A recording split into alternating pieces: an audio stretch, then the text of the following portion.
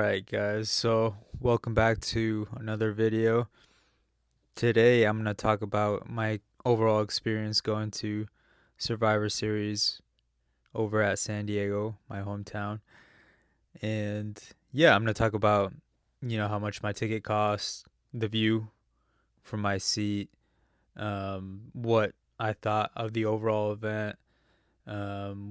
So first of all, I sat in section 2, row 4, seat 10, so that was on the floor.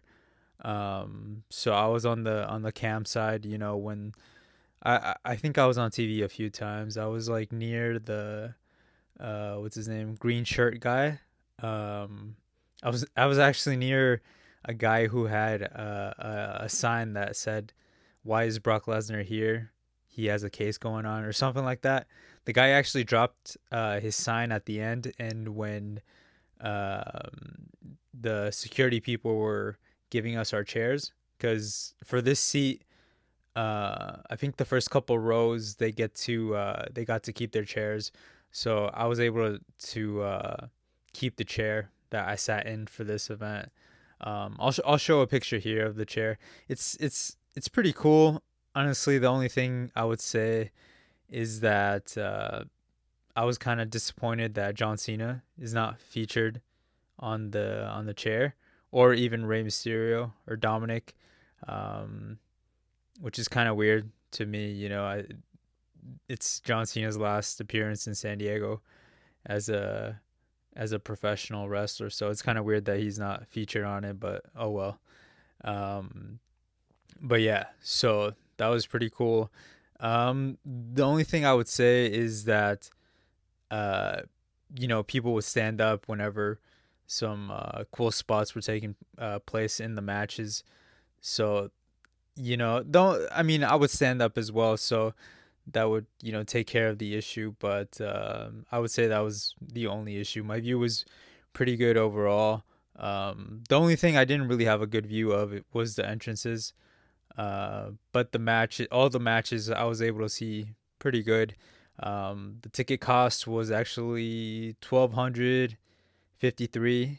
So yeah, pretty pricey, but was it worth it? In my opinion, yes, for a few reasons. So, John Cena's last appearance in San Diego, that's I think it's really cool to say that, hey, I saw him wrestle for the last time in San Diego. Um, and versus, an up and coming star like Dominic Mysterio, who represents my home city. So that was cool. The one thing that I didn't even notice until like maybe like 2 or 3 days before the event, talking with my brother, was that there was only 4 matches on the card, um, which I guess kind of makes sense. I mean, each we kind of knew that each uh, War Games match was going to take about an hour. The other 2 matches, with Stephanie Vaquer versus Nikki Bella and John Cena and versus Dominic, that was going to take about 30 minutes. So overall, it was going to be about like 3 hours, 3.5 hours. Um, but yeah, I mean, the first match was the women's War Games match. Um, in my opinion, that was the best match of the night. Um, it had some cool spots like Io doing the moonsault. I don't know if she was at the very top of the cage. When I guess what made it different was that she had a trash can over her head, so she couldn't really see much. I think she did like a similar spot last year during the War Games match, just without the trash can. Um, but yeah, that was cool to see. Rhea, I think she was repping the what's that movie, the Terrifier. She's wearing like his mask. Um, she brought in the kendo sticks, and man, they were hitting each other pretty hard with those. Um, but yeah, um, so overall, I would say there was some things that I guess like it was kind of weird that they had Lash Legend come out last for the heel team. Um, because she's not really a huge name yet. I think she has potential. She honestly during the match she wasn't featured as much, but the time that she did, have during the match, I think she did really good. She's very powerful, very tall, compared to the rest of the women. Um, but yeah, it was kind of weird to have her, enter last.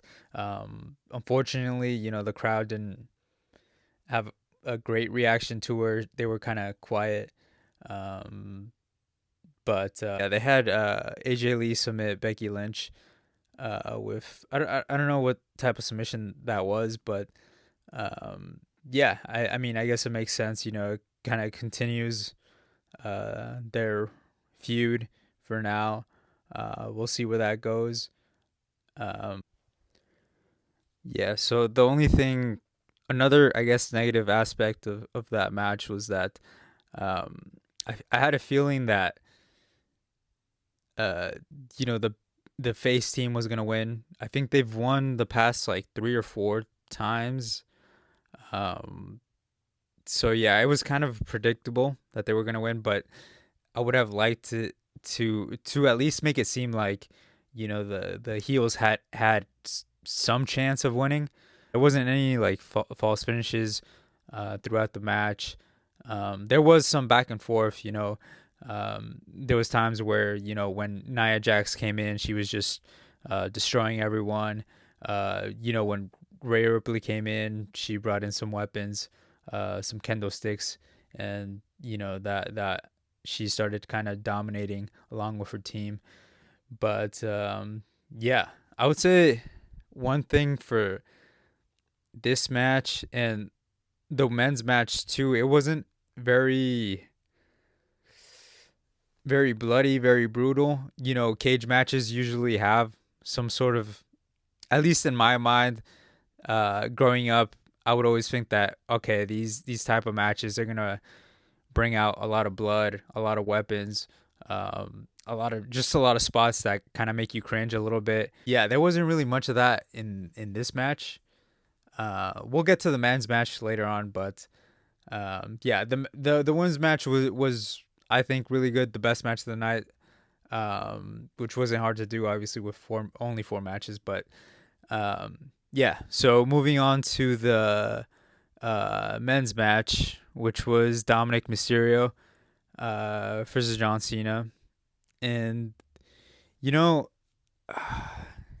I went back and forth with this one as far as like the result goes. I wanted John Cena to win just because I mean that's John Cena. That's I grew up watching him since I was what like 5 years old. So I wanted. This was only like the second or third time that I've seen him live, so I wanted to see him win. Dominic Mysterio, obviously we're from the same area, so yeah, I for that reason, I always try to rep him.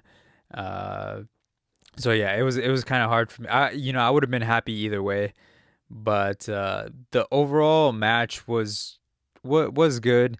Um, there was a moment where, Dominic went for I think it was a Hurricane off the barricade, but I guess he landed kind of weird.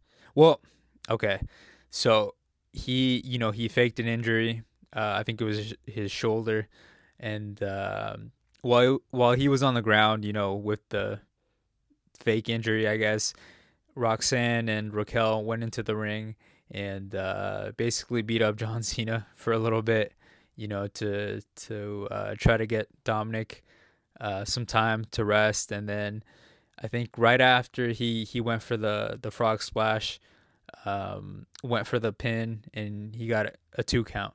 So that was a close one, and but yeah, we knew that that was really only the beginning of the shenanigans, I guess, that Dominic was gonna pull.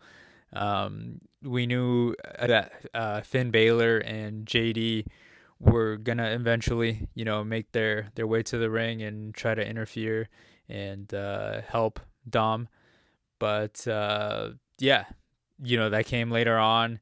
Uh, but that gave us a really cool spot, where John Cena did something that he hasn't done, at least to my knowledge, he hasn't done in a while.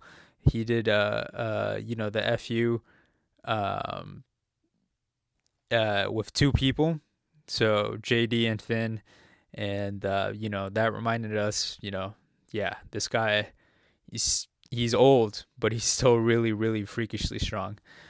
But yeah, so after that, uh, I think it was like a minute or two after that, Liv Morgan came out. The people in the audience, obviously were happy to see Liv.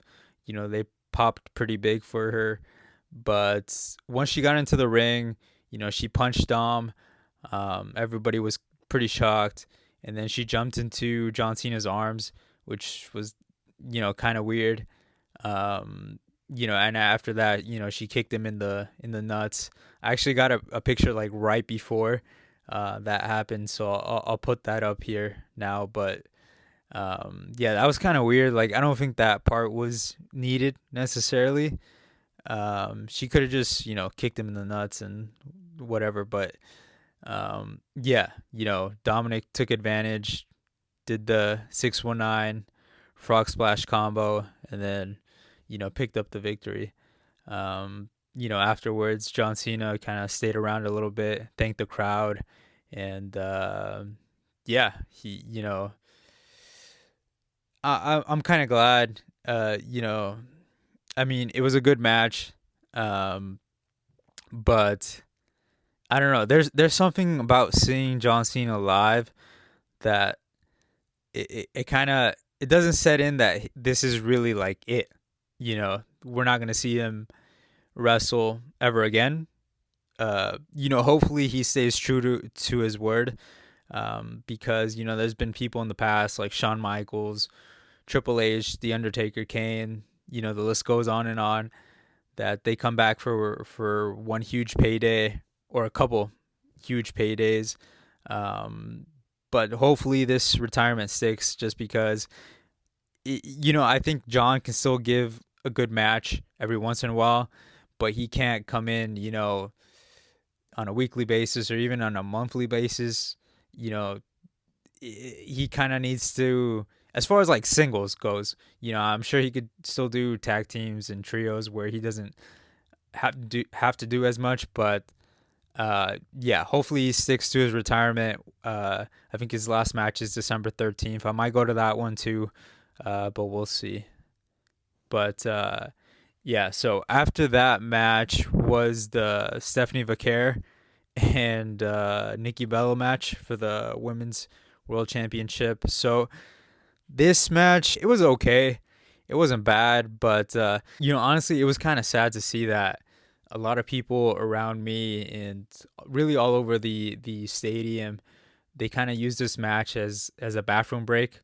And yeah, so also the lines were super long. It took a long ass time to get to the bathroom to get food. But yeah, this match, Nikki Bella, I like her. I thought she was gonna get a little bit more in this match, which, I mean, from I kind of get it, I guess, because Stephanie Vaquer, they're trying to make her look extremely strong. So she can't give too much to Nikki, but I thought, maybe we were gonna get, I don't know.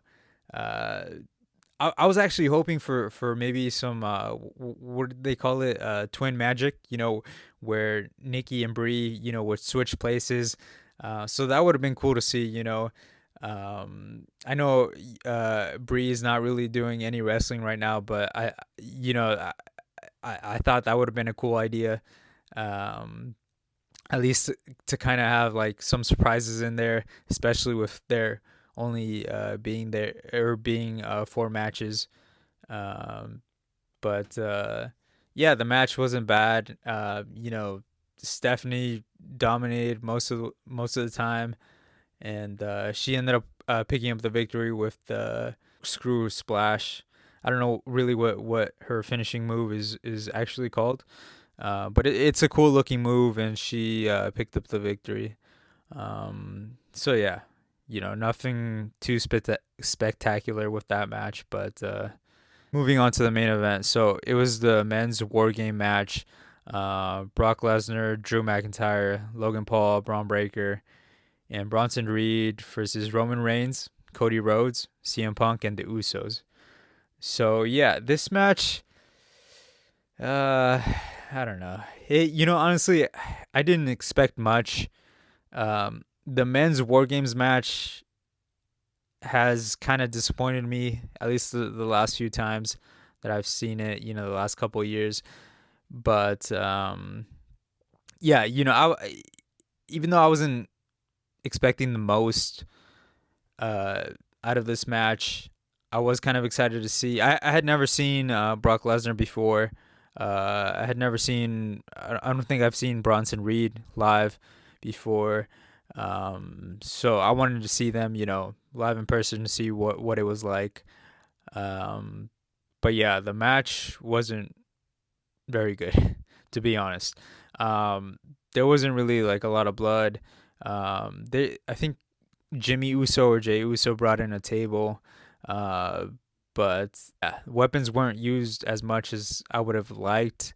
Um, it was uh, it was just a whatever match, really. Logan Paul didn't really do, he usually does like some high flying stuff. He didn't really do too much, He did just one spot where he jumped over both sets of ropes onto CM Punk, I think. Um, but yeah, the the match. I guess there was one. I actually posted a short where Jey Uso got on top of the cage. He was doing a redo of his entrance, and then Brock Lesnar interrupted him. So that was a funny moment. Um, but yeah, obviously they had the moment where Roman Reigns hit Brock Lesnar with like 4 or 5 Superman punches, and he was still on his feet. And then Brock Lesnar did the F5 to Roman on the announcer's table, I think. I think the Spanish announcing table. But yeah, anyways, once they were all back in the cage, I think it was the masked guy who a lot of people thought it was, Seth Rollins at first just because of the move that he did. He did the stomp. But, looking at the pictures, it doesn't really look like Seth. It looks like whoever it is. A lot of people are saying it's Austin Theory, which, yeah, I could see that just because, like, the body, whoever that guy was, his back was pretty wide, pretty muscular. So I don't think it was Seth. I don't think he really looks like that, but yeah, I guess we'll find out soon. Hopefully tomorrow, or today. I think I'll probably upload this on Monday. But yeah, the match wasn't too bad. The honestly, I was expecting more towards the end. Um, I was expecting some of the storylines to um kind of come together and see what was gonna come next. Some people were reporting that the main event for next WrestleMania, or one of the main events, is gonna be Cody Rhodes versus CM Punk versus Roman Reigns, which is, I don't know. I'm kind of iffy on that. Yeah, the ending was kind of weird. Um, People were not happy. They were booing a lot towards the end. Um, I don't know if you guys picked it up while watching it live, but yeah, the crowd wasn't happy with the ending. More so just because I think they expected, either Roman Reigns to attack either Cody or CM Punk and make it clear, what title he's gonna go after. Um, but yeah, he basically just like stared at him for a little bit, and didn't do anything afterwards. So they just all left the cage. So that was kind of disappointing. But yeah, overall, I liked my experience going to this event. Even though it was pretty expensive, 1,200. Was it worth it? In my opinion, yes. But just this time, if they have a similar event next year, um, with only 4 matches and the cost of a ticket is around the same, I would probably skip it. Either skip it or try to find like a cheaper ticket, just because the main thing that made it worth it to me was seeing John Cena, possibly for the last time, and yeah. After this, I don't know, but yeah. Let me know what you guys thought of Survivor Series. If you went, if you did go, what did you think of the show, being in a baseball stadium? Did you have fun? How was the view from your seat? Are you planning on going any future events? Let me know. Thank you guys, and I'll catch you next time.